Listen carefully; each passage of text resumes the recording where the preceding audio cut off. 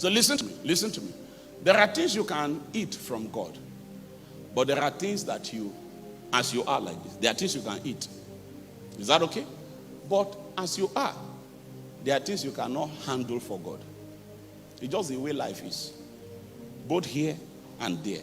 That's why you love your children. You pay their school fee. You buy dominoes for them. You buy Cold Stone for them. You will not allow them to handle your phone. It's not because you hate them. It's just the way life is. You don't trust the maturity of the child to be able to handle that phone. Listen to me. There are people that, even if they are in ministry, it was not God that put them there.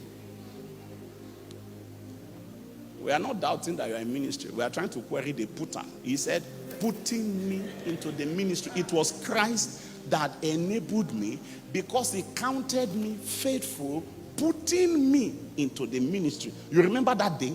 The Holy Ghost spoke and said, separate me, Paul and Barnabas. It was God himself that put the man.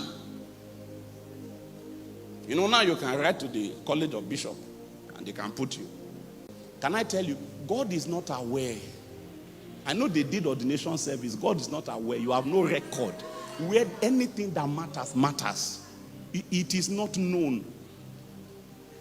I was telling them in Abuja over the weekend. The day that Jesus Christ was ratified and pronounced and presented for ministry, angels were not worthy to do the honors. Even the human being that said his name is voice. They said, John, who are you? Messiah? He said, no, I am the voice of one crying in the wilderness. Whose voice did he say he was? It was the voice of one. Who is that one? God.